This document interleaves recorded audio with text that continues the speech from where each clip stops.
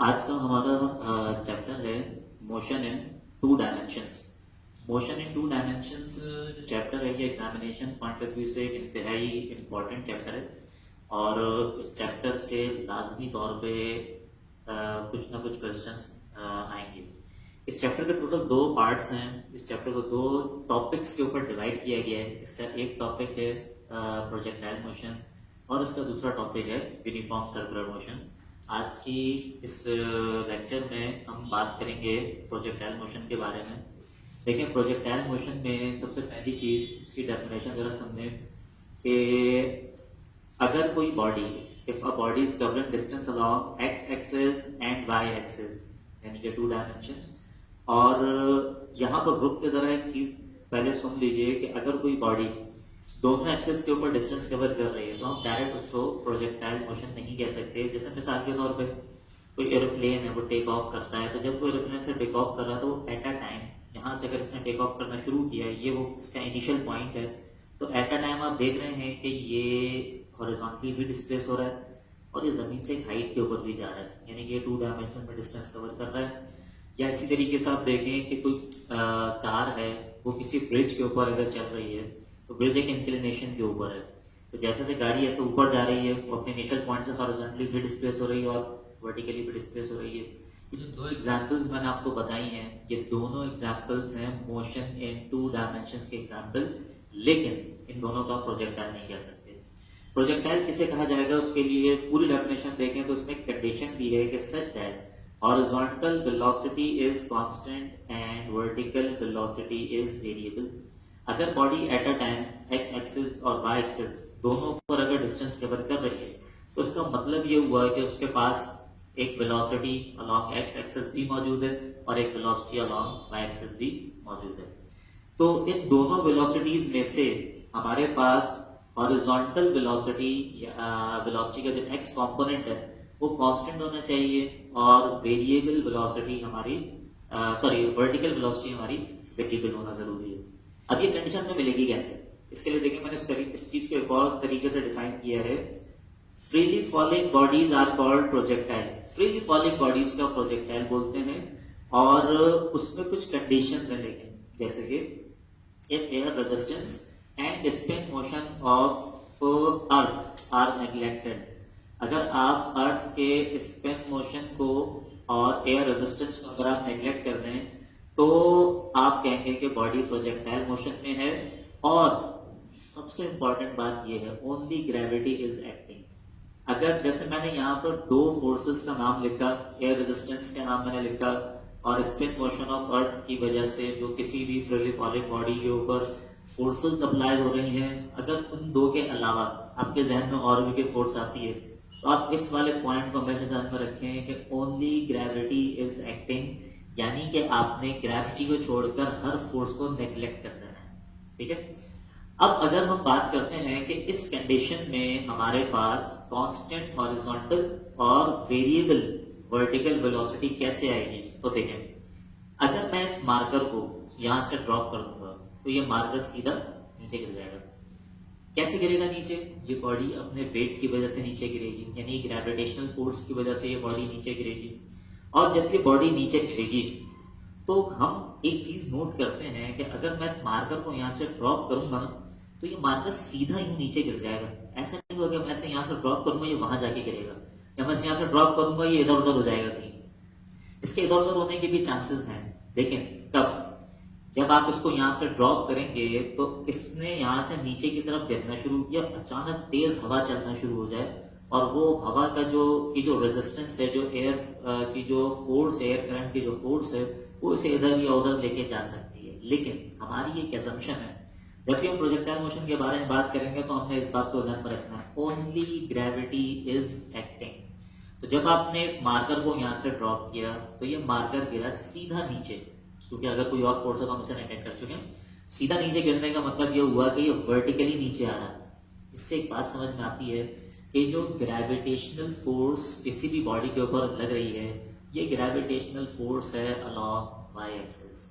इससे पिछले चैप्टर के लेक्चर्स में मैंने आपको समझाया था कि जब भी हम बात करते हैं किसी भी वेक्टर क्वांटिटी के बारे में, तो वेक्टर क्वांटिटी क्वांटिटी, ये जुमला मैंने वेक्टर्स के चैप्टर में कई बार रिपीट किया है, फिर से कह रहा हूँ कि वेक्टर अगर कंप्लीट अलोंग एक्स एक्सिस आ जाता है तो उसका वाई कंपोनेंट 0, कंप्लीट वाई पे आ जाएगा तो एक्स कंपोनेंट 0, और अगर वेक्टर क्वांटिटी ने एक्स वाई प्लेन से कोई एंगल बना लिया तो ना उसका x 0 होगा ना y 0 होगा। जब हम प्रोजेक्टाइल मोशन की बात करेंगे तो प्रोजेक्टाइल मोशन में एक बात समझ में आ गई कि फ्रीली फॉलिंग बॉडीज को प्रोजेक्टाइल कहना है। फ्री फॉल मोशन होता है ग्रेविटेशनल फोर्स की वजह से। ग्रेविटेशनल फोर्स होती है सिर्फ y एक्सिस के ऊपर, ग्रेविटेशनल फोर्स का कोई x कंपोनेंट नहीं होता, और x एक्सिस के ऊपर अगर ग्रेविटेशनल फोर्स के अलावा कोई और फोर्स के बारे में हम सोचें तो हम तमाम फोर्सेस को नेग्लेक्ट कर चुके हैं। यानी कि प्रोजेक्टाइल मोशन में जब आप प्रोजेक्टाइल की बात करेंगे तो उस बॉडी के ऊपर जो फोर्स है वो सिर्फ y एक्सिस पर वो एक ही फोर्स है। और according to Newton second law of motion, when a force is applied on an object an acceleration is produced in it in the direction of force. जब किसी बॉडी के ऊपर फोर्स लगती है तो उसमें एक्सेलरेशन आती है। अब अगर बॉडी पे y एक्सिस के अलावा कोई और फोर्स लग ही नहीं रही है तो किसी दूसरे एक्सिस के ऊपर कोई दूसरी एक्सेलरेशन भी नहीं आ सकती। यानी कि जब भी हम बात करेंगे प्रोजेक्टाइल मोशन के बारे में तो हमारे जहन में एक बात ये क्लियर होनी चाहिए कि जो एक्सेलरेशन है वो सिर्फ अलोंग y एक्सिस है। और कितनी एक्सेलरेशन है? यह है फ्री फॉल मोशन का केस। फ्री फॉल मोशन का मतलब कि 9.8 मीटर पर सेकंड स्क्वायर की ग्रेविटी है, और हमने किसी भी कैलकुलेशन में इसे 9.8 नहीं लिखना बल्कि इसको हम लिखेंगे 10। ये कैलकुलेशन में हमें आसानी हो जाएगी इससे। तो देखें इसके बारे में कुछ ये पैरामीटर्स मैंने इसके लिखे हैं, ये बड़ी इंपॉर्टेंट बात है इसके न्यूमेरिकल्स को सॉल्व करने के लिए। देखें इनिशियल वेलोसिटी के लिए हम सिंबल यूज करते हैं vi, लेकिन जब आप बात कर रहे होंगे प्रोजेक्टाइल मोशन की तो इसे आप v0 लिखेंगे। फाइनल वेलोसिटी के लिए हमने हमेशा सिंबल यूज किया vf, प्रोजेक्टाइल के लिए आप सिर्फ v लिखेंगे। हॉरिजॉन्टल डिस्टेंस के लिए हम सिंबल यूज करते हैं s, लेकिन प्रोजेक्टाइल मोशन में एक टर्म यूज की जाती है रेंज, हॉरिजॉन्टल रेंज, तो यहाँ पर आपने r लिखना है इसके लिए। वर्टिकल डिस्टेंस, कोई बॉडी जब ऊपर जाती है तो हम हाइट की टर्म इस्तेमाल करते हैं। वर्टिकल डिस्टेंस के लिए आपने h सिंबल यूज करना, लॉन्च एंगल के लिए सिंबल थीटा, और प्रोजेक्टाइल में भी इसको थीटा लिखेंगे। इन तमाम बातों को साइंटिफिक रीजन नहीं है, लेकिन जो भी फॉर्मूले हैं, जो भी कैलकुलेशंस वगैरह करेंगे उसमें ये सिंबल्स क्योंकि आपने यूज करने हैं, इस वजह से इन सिंबल्स को यूज करना हमारे लिए जरूरी होगा। आप फ्रीली फॉलिंग बॉडीज के जो रूल्स होते हैं वही रूल्स आपको प्रोजेक्टाइल मोशन पर भी अप्लाई करना में कोई नया काम नहीं होगा इसमें। जैसे कि ये मार्कर है, इसको मैंने ऐसे ऊपर फेंका, लॉन्च कर दिया एक एंगल पर एक इनिशियल वेलोसिटी v0 से। ये मार्कर जैसे ऊपर जाएगा अर्थ की ग्रेविटेशनल फोर्स से वापस अट्रैक्ट करके अपनी तरफ, और ये नीचे आके गिरेगा वापस। इस टाइप की कुछ ट्रेजेक्टरी बनेगी इसकी, पैराबोलिक कर्व। इस ट्रेजेक्टरी को देखें तो इसमें इस बॉडी ने कुछ डिस्टेंस है जो ऊपर जाते हुए कवर किया। जब तक ये बॉडी ऊपर जा रही है ग्रेविटी को मैंने माइनस में लिखा, और जब ये नीचे आ रही है तो मैंने ग्रेविटी को प्लस में लिखा। ये जो डिस्टेंस है, जो पैरामीटर्स जो मैंने लिखा है, इससे आप बोलेंगे ये इसकी हॉरिजॉन्टल रेंज है और ये है इसकी हाइट। इसी तरीके से वेक्टर से रिलेटेड एक बात फिर मैं आपको बता दूं, रेजोल्यूशन ऑफ वेक्टर को हमेशा ध्यान में रखें। वेक्टर क्वांटिटी जब एक्स वाई प्लेन से एंगल बनाएगी तो उसकी कैलकुलेशन आप डायरेक्ट नहीं कर सकते। ये मैंने डायग्राम बनाई है, देखें ये एक v0 एक इनिशियल वेलोसिटी है, एक एंगल थीटा है, ये v एक फाइनल वेलोसिटी है, एंगल इसका थीटा है। मैंने इसको परपेंडिकुलर ड्रॉ किया, कंपोनेंट्स में ब्रेक कर दिया इसको। ये है v0 का y कंपोनेंट, ये है v0 का x कंपोनेंट, ये है v का y कंपोनेंट, ये है v का x कंपोनेंट। अब इसमें देखें ये भी जो बात मैं अभी यहाँ पर बता रहा हूँ ये बहुत इंपॉर्टेंट बात है, उसको आपने अच्छी तरह से ध्यान में बिठाना है। ये वो पॉइंट्स हैं जो कैलकुलेशन वगैरह में आपको कंफ्यूज करेंगे अगर आपको ये प्रॉपर तरीके से ध्यान में नहीं हुए तो। अब देखिए मैंने इनके फॉर्मूले लिख दिए v0x। v0x में v0 का मतलब है vi यानी कि इनिशियल वेलोसिटी, x का इंडिकेट कर रहा है अलोंग x एक्सिस। v0 का मतलब इनिशियल वेलोसिटी और v0y का मतलब हो जाएगा initial velocity along y axis. vy में v का मतलब है फाइनल वेलोसिटी, y का इंडिकेट कर रहा है vf का मतलब final velocity along y axis. vx में v का मतलब है फाइनल वेलोसिटी यानी कि vf अलोंग x एक्सिस। इनके फॉर्मूले क्या बनेंगे? v0x का मतलब हो जाएगा v0 cos थीटा, v0y का मतलब हो जाएगा v0 sin थीटा, vy का मतलब हो जाएगा v sin थीटा, और वी एक्स का मतलब हो जाएगा वी कॉस थीटा। इसमें आपने एक और बात ध्यान में रखनी है कि ये है initial velocity along X axis और ये है initial velocity final velocity along X axis.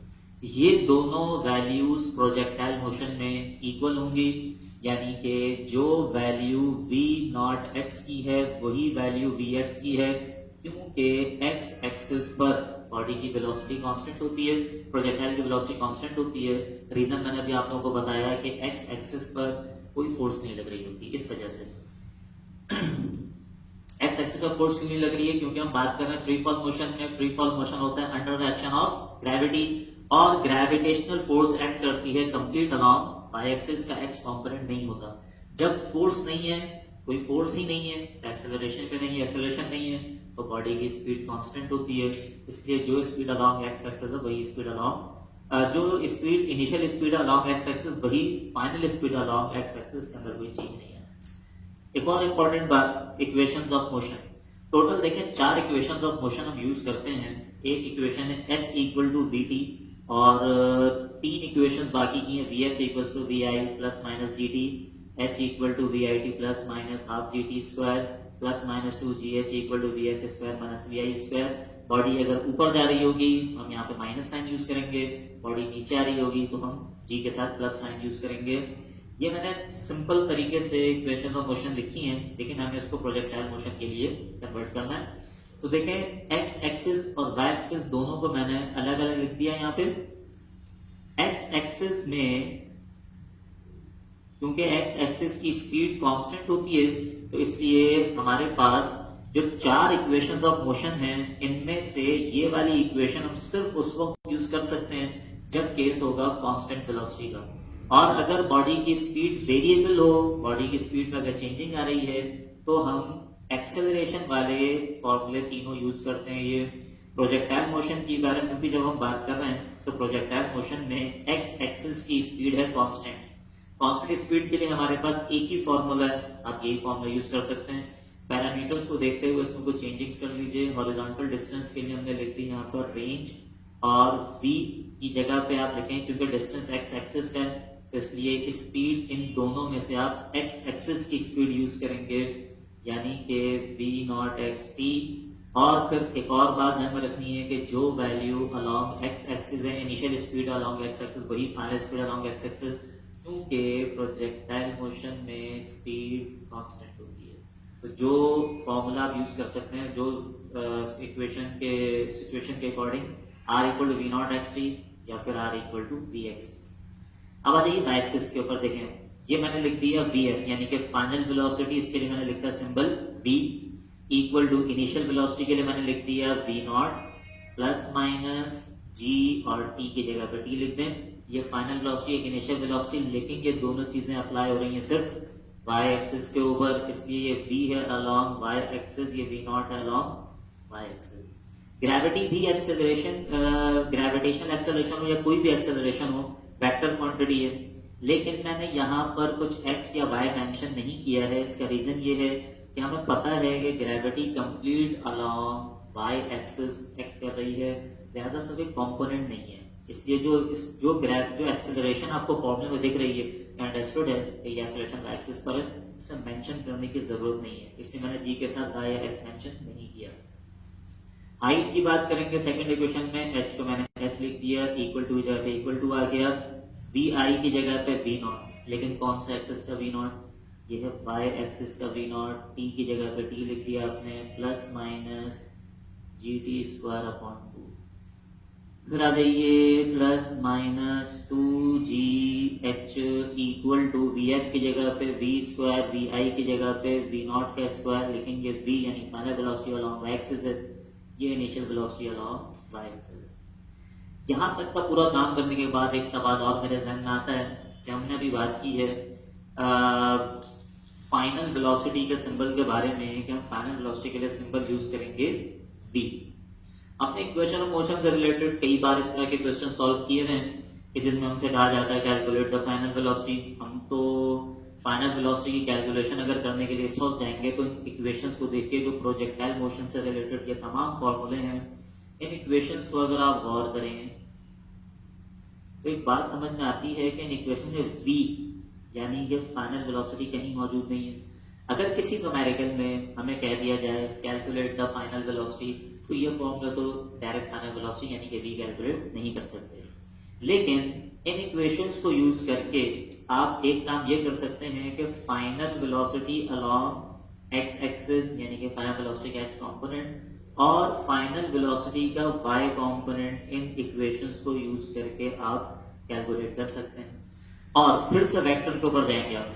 अगर वेक्टर को आपके चैप्टर को आप याद करें तो उसमें मैंने आप लोगों को ये बात हर टॉपिक में बोली कि जब भी किसी वेक्टर के मैग्नीट्यूड की कैलकुलेशन करनी होती है तो उसका एक ही फॉर्मूला होता है, स्क्वायर रूट के अंदर एक्स वाले टर्म का स्क्वायर प्लस वाई वाले टर्म का स्क्वायर।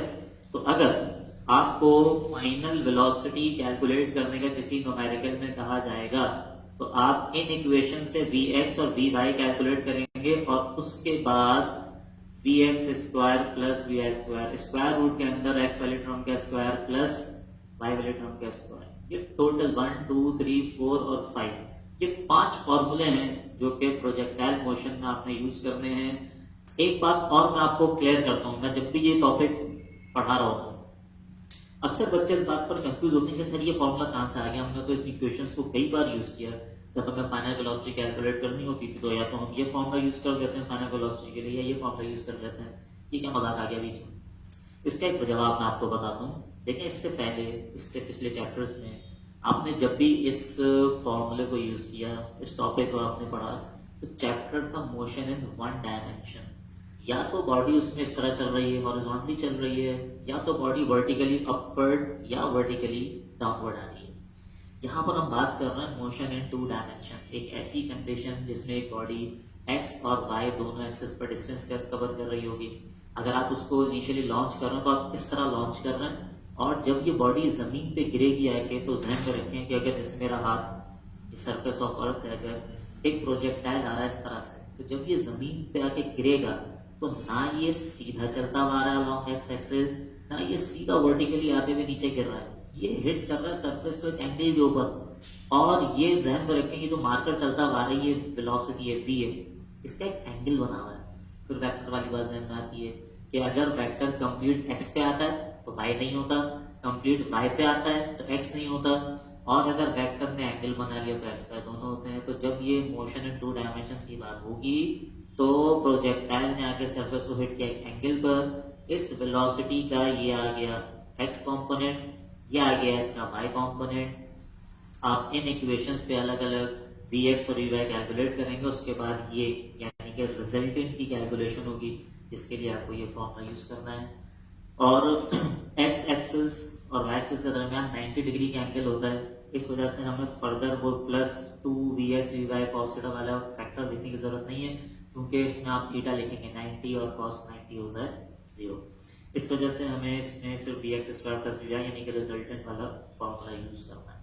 तो इस बात पर बिल्कुल कंफ्यूज मत होइएगा। इससे पहले आपने जब भी इन इक्वेशंस को यूज किया है तो बस एक कंडीशन होती थी कि या तो बॉडी y पे चल रही होती थी या बॉडी x पे चल रही है। अब अगर मैं ये कहता हूँ कि आप body is drop from a height of 10 metre with what velocity will it strike the ground, body drop की टर्म इस्तेमाल हुई है।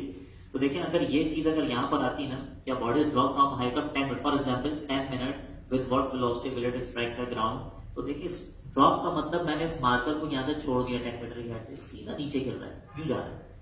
तो आप देखिए यहाँ पर मैंने 2, आपको पता है कांस्टेंट है, g की वैल्यू को बताया 9.8 होती है, कैलकुलेशन इसको आप 10 लिखेंगे, हाइट मैंने आपको 10 बता दी, इनिशियल वेलोसिटी किसी भी फ्रीली फॉलिंग बॉडी की 0 होती है, यहाँ पे आपने 0 लिख दिया और vf निकाल दिया। ये था motion in one dimension, the body is drop, सीधे y एक्सिस के ऊपर चलती हुई आगे बॉडी नीचे। लेकिन अगर यही बात मैं यूं कहता हूँ, सपोज करिए कि 10 मीटर की एक हाइट है, सपोज करें ये सरफेस है कोई, ये 10 मीटर की हाइट, और आपसे कहा जाता है कि आप marker is launched horizontally with a speed of 10 meter from a height of for example 10 meter above the ground। तो देखिए ये मार्कर किस बार कैसे गिरेगा, आपने इसको 10 की स्पीड से सारा लॉन्च किया, ये मार्कर जैसे यूं जाएगा तो अर्थ की ग्रेविटेशनल फोर्स इसे अट्रैक्ट करेगी नीचे की तरफ और ये गिरेगा इस तरह से, और जब ये जमीन को हिट करेगा तो ना ये सीधा नीचे आ रहा होगा, ना ये सीधा हॉरिजॉन्टली आ रहा होगा, ये गिरेगा इस तरीके से। अगर यहाँ पर आपसे अगर कहा जाता है कि कैलकुलेट द फाइनल वेलोसिटी या with what velocity will it strike the ground, तो आपके जहन में सीधा सीधा ये फॉर्मूला आना चाहिए, क्योंकि यहाँ पे आपने हॉरिजॉन्टली लॉन्च किया है, बॉडी हिट करेगी सरफेस पे एंगल के ऊपर। तो फिर आप ये सोचेंगे डाटा को देख के कि आपको Vx और Vy की वैल्यूज मालूम है कि नहीं मालूम है। अगर मालूम है वैल्यूज लिखिए, आंसर कैलकुलेट कर लीजिए, और अगर नहीं मालूम है तो डाटा देखें, उसमें आप ये देखेंगे कि Vx और ये Vy कैसे कैलकुलेट होंगे। तो बहुत ध्यान दीजिएगा न्यूमेरिकल्स के ऊपर कि ये केस 2 डायमेंशंस का है या 1 डायमेंशंस का है। थोड़ा सा मैं आप लोगों को अभी कैलकुलेशन में भी कुछ बातें समझा दूंगा, उससे आपको अंदाजा भी हो जाएगा जब हम क्वेश्चन सॉल्व करेंगे कि किस तरीके से हम इसको जज करेंगे कैलकुलेशंस के अंदर।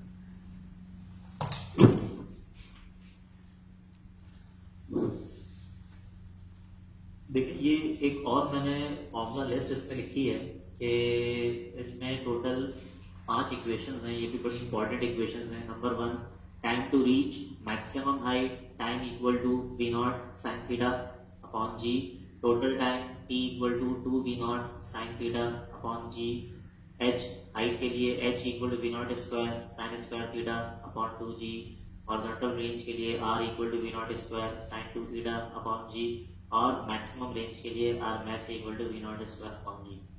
इन इक्वेशंस के क्या कंडीशंस हैं, कहाँ से आई ये इक्वेशन, मैं आप लोगों को सारी बातें बता रहा हूँ। सबसे पहले इनका यूज ध्यान में रखें। देखिए एक फॉर्मूला लिस्ट हमारे पास प्रोजेक्टाइल मोशन में ये है, ये 1 2 3 4 5 फॉर्मूले ये हैं और 5 फॉर्मूले वो हैं। इन पांचों इक्वेशन में टोटल 10 फॉर्मूले हैं, इनमें एक लिस्ट ये, एक लिस्ट वो, ये फॉर्मूला हम यूज कब करेंगे, ये बहुत इंपॉर्टेंट बात है। पहले नंबर पे ये याद रखें कि जो प्रोजेक्टाइल होता है इसको जो ट्रेजेक्ट्री होती है, इसका जो रास्ता है ये होता है ये पैराबोलिक कर्व, और ये जो शेप है इसको हम स्टूडेंट्स को समझाने के लिए कह देते हैं कि ये है फुल पैराबोला, और अगर आप इसको हाफ कर दें तो ये क्या बन गया, हाफ पैराबोला।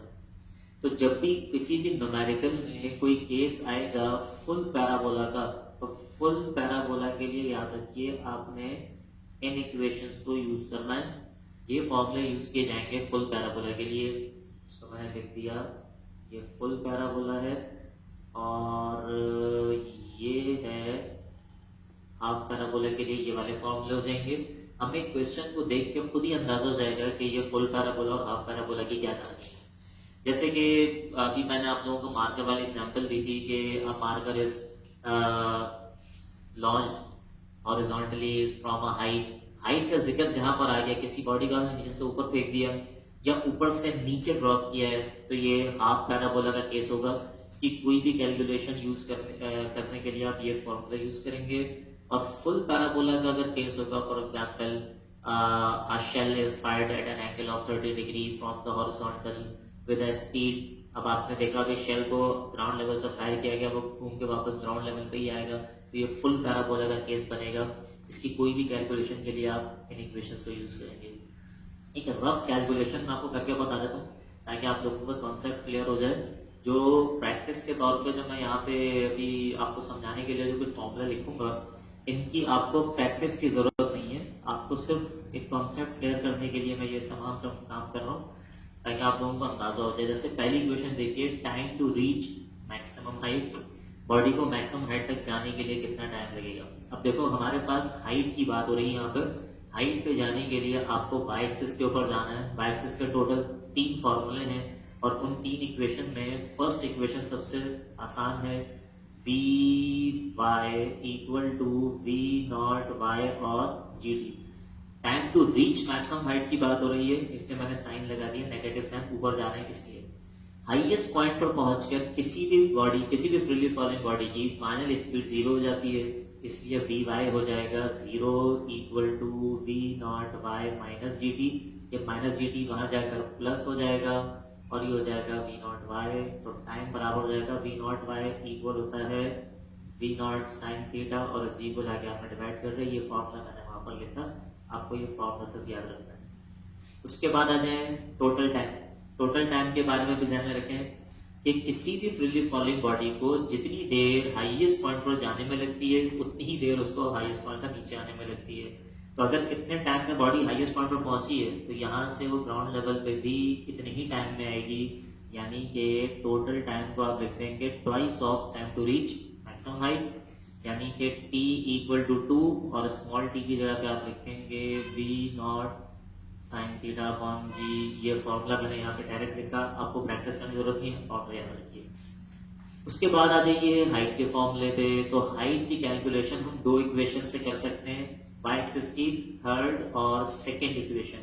थर्ड इक्वेशन ज्यादा इजी है, ये काम आप दोनों इक्वेशन से कर सकते हैं। मैं थर्ड इक्वेशन को यूज कर रहा हूँ, V Y square minus V naught square V naught Y square. और आप हाइट तक पहुंचने की अगर बात करेंगे तो यहाँ पे आपने साइन लगाना है, नेगेटिव साइन के ऊपर जाते हैं माइनस साइन आएगा। हाईएस्ट पॉइंट पर पहुंचकर किसी भी फ्रीली फॉलिंग बॉडी की फाइनल स्पीड हो जाती है 0। तो minus two G H equal to 0 minus V naught Y का square, 2gh minus V naught Y का स्क्वायर, माइनस से माइनस कैंसिल हो जाएगा। h equal to we naught Y की जगह मैंने लिख दिया V naught sine theta, V naught Y पे स्क्वायर लगा हुआ इसलिए वी नॉट पे भी स्क्वायर आएगा, sine square theta divide by ये वाला 2g यहाँ लाकर मैंने डिवाइड कर दिया। ये आ गया फॉर्मूला हाइट का, ये फॉर्मूला मैंने वहां डायरेक्ट लिखा। एक बात और इम्पोर्टेंट, अक्सर स्टूडेंट्स इस बात पर कंफ्यूज होते हैं, स्पेशली मेडिकल के स्टूडेंट्स मैंने देखा है, ये जो स्क्वायर है ये साइन पे है या थीटा पे। याद रखिए ना ये स्क्वायर साइन पे है ना ये स्क्वायर थीटा पे, ये स्क्वायर साइन थीटा की वैल्यू पर है। फॉर एग्जाम्पल अगर मैं कहता हूँ theta equal to 30 degree suppose, तो यहाँ पे आप लिखेंगे साइन स्क्वायर 30 डिग्री। यानी कि अगर मैं यहाँ पे लिख के आपको बताता हूँ साइन स्क्वायर और थीटा की जगह मैंने लिख दिया 30 डिग्री, तो साइन थीटा की वैल्यू होती है 0.5 या असल में 0.5 का स्क्वायर। जो भी वैल्यू है उस वैल्यू का स्क्वायर है। चलिए लास्ट पे आ जाइए रेंज। तो देखें रेंज हमें मिलेगी x एक्सिस पर, और x एक्सिस पर हमारे पास कोई फरमाइशी प्रोग्राम नहीं है, एक ही फॉर्मूला और भी फॉर्मूला यूज कर ही नहीं सकते, इसलिए मैंने इसको लिख दिया r equal to we naught x t. जब आप t लिखेंगे तो t हमारे पास दो, एक ये और एक ये, यानी कि time to reach maximum height और टोटल टाइम। तो इस रेंज तक पहुंचने के लिए अगर मैंने इसको रेंज का नाम दिया है तो इसमें ये वाला टाइम भी यूज हुआ और ये वाला टाइम भी यूज हुआ, दोनों टाइम यूज हो गए, इसलिए मैं यहाँ पे रखूंगा टोटल टाइम, यानी कि इसके लिए मैंने सिंबल यूज किया हुआ capital T. V naught X का मतलब हो जाएगा V naught cos theta multiply by capital T है 2 V naught sine theta upon G, ये वाला formula 2 V naught sine theta upon G. Range equal हो जाएगी V naught multiply by V naught, यानी कि V naught square 2 sine theta cos theta और divide by G. अच्छा एक और बात, ये न्यूमेरिकल में आपको इस कंडीशन को भी यूज करना है, इसलिए इसको ध्यान में रखिएगा। ये जो मैं सर्कल कर रहा हूँ रेड कलर से 2 साइन थीटा कॉस थीटा, ये चीज इक्वल होती है साइन 2 थीटा के, इसको आपको अलग से नोट कर लेना है, ये न्यूमेरिकल में आपने यूज करना है इसको। तो साइन 2 थीटा बराबर होता है 2 साइन थीटा कॉस थीटा के, तो ये फॉर्मूला बन जाएगा हॉरिजॉन्टल रेंज का V naught square sine 2 theta upon G. ये फॉर्मूला मैंने यहाँ पर डायरेक्ट लिखा था। अच्छा यहाँ पर आके देखें थीटा साइन थीटा की बात हो रही है, और साइन थीटा की जो मैक्सिमम वैल्यू होती है वो होती है 1, और मैक्सिमम वैल्यू यानी कि 1 आती है 90 डिग्री के एंगल पर। तो अगर मैं रेंज की मैक्सिमम वैल्यू की बात करूंगा तो मैक्सिमम रेंज के लिए मैंने फॉर्मूला लिख दिया V naught square sine 2 theta upon G. यहाँ पर थीटा की जगह पर मुझे कोई ऐसा नंबर लिखना है जो मल्टीप्लाई बाय 2 होके बन जाए 90, यानी कि साइन 90। तो ये रेंज मैक्सिमम हो जाएगी क्योंकि साइन थीटा की वैल्यू 90 डिग्री पर ही मैक्सिमम होती है। तो मैंने यहाँ पे लिख दिया 45 डिग्री, तो इस तरह से ये हो जाएगा V naught square sine 90 upon G, यानी कि वी नॉट स्क्वायर साइन 90 होता है 1 डिवाइड बाय जी। तो रेंज की जो मैक्सिमम वैल्यू है वो होती है we naught square upon G. ये फॉर्मूला मैंने यहाँ पे डायरेक्ट लिखा। न्यूमेरिकल्स प्लस एमसीक्यूज दोनों के लिहाज से बहुत इंपॉर्टेंट पॉइंट मैं यहाँ पे लिख रहा हूँ, इसको आपने अच्छी तरह याद रखना है कि for same range and velocity there are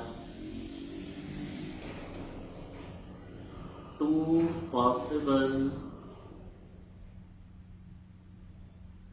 launch angles angles of a projectile. एक ही रेंज और एक ही वेलोसिटी के लिए किसी भी प्रोजेक्टाइल के दो लॉन्च एंगल्स होते हैं।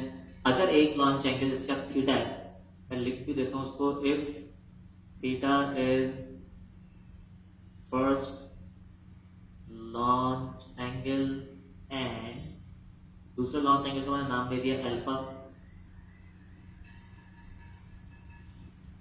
देन अल्फा बराबर हो जाएगा 90 डिग्री माइनस थीटा। ये फॉर्मूला आप याद रखेंगे। इसका मतलब क्या है कि पहले मैं इसकी वजह बताने से पहले कुछ कैलकुलेशन की बात कर लूं, फिर मैं बताता हूं कि ये दो लॉन्च एंगल क्यों होते हैं। फॉर एग्जांपल किसी प्रोजेक्टाइल का फर्स्ट लॉन्च एंगल है 30 डिग्री फॉर एग्जांपल, तो उसका सेकंड लॉन्च एंगल हो जाएगा 90 डिग्री माइनस 30 डिग्री, यानी कि उसका अल्फा हो जाएगा 60 डिग्री। अगर एक लॉन्च एंगल 30 तो दूसरा लॉन्च एंगल 60 हो जाएगा। इन दोनों को आपने लिंक में रखना है। सपोज करते हैं एक लॉन्च एंगल है प्रोजेक्टाइल का 15 डिग्री, फर्स्ट लॉन्च एंगल है 15 डिग्री, सेकंड लॉन्च एंगल क्या होगा इसका सेकंड लॉन्च एंगल यानी कि अल्फा हो जाएगा 90 डिग्री माइनस थीटा की जगह मैंने लिख दिया 15 डिग्री, यानी कि अल्फा की वैल्यू हो जाएगी 90 माइनस 15 यानी कि 75 डिग्री। अगर एक लॉन्च एंगल 15 है तो अदर लॉन्च एंगल 75 है। कुछ जबानी बात कर लेते हैं। अगर एक लॉन्च एंगल 10 है तो दूसरा लॉन्च एंगल 90 माइनस 10 यानी कि 80 हो जाएगा।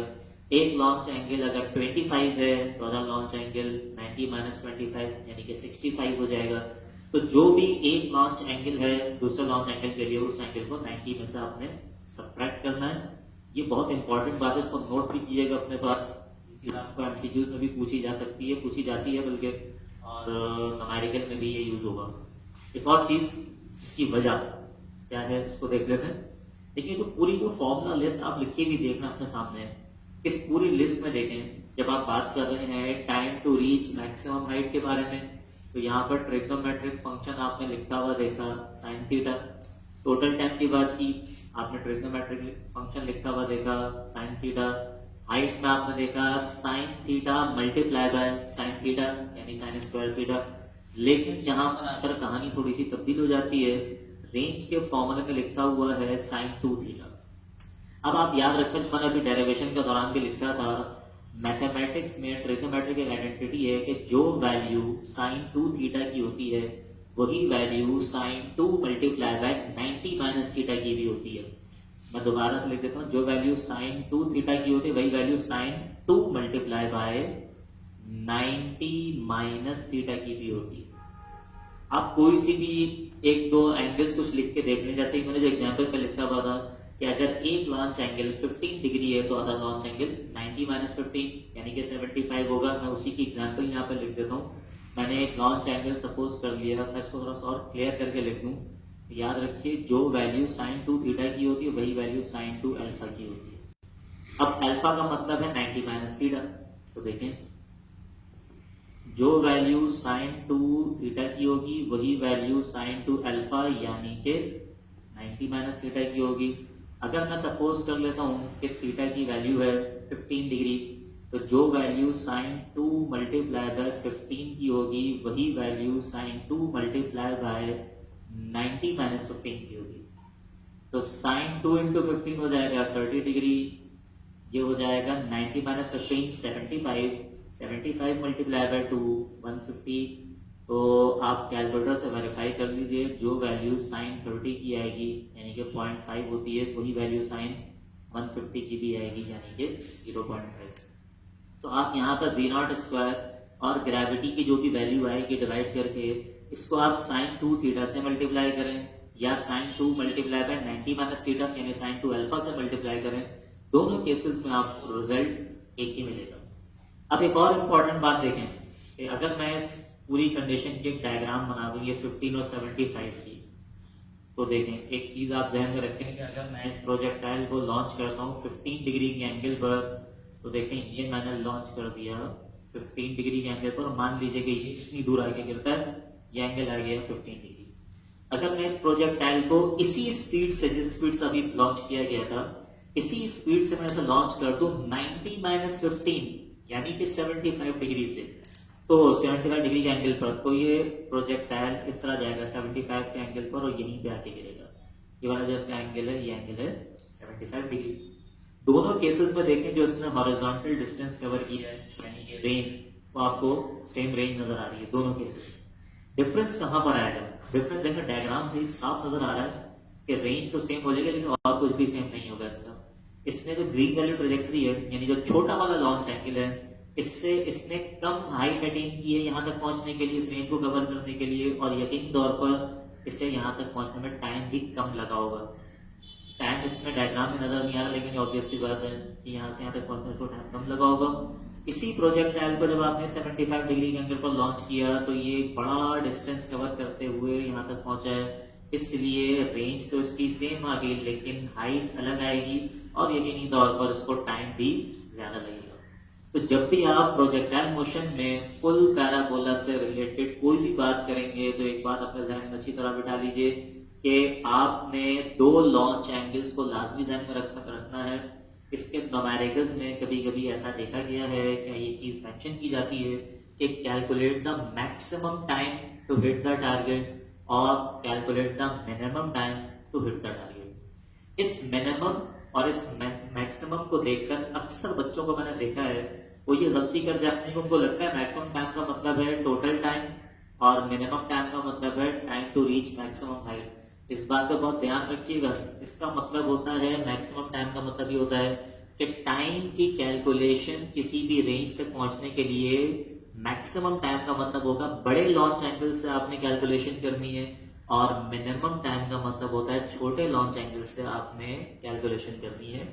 और मैं आपको एक एग्जाम्पल के तौर पे एक बात बता देता हूँ। जैसे मैंने लिखा कि एक प्रोजेक्ट, जैसे एग्जाम्पल के तौर पे डेटा में लिख रहा हूँ कि आप projectile is fired at an angle of, बल्कि एंगल की बात नहीं करते, विद स्पीड 15 मीटर पर सेकेंड और कहा जाता है कि calculate the and it attains a range of 100 meter. तमाम वैल्यू का सपोज करके लिखो, मैंने कोई कैलकुलेशन नहीं की है।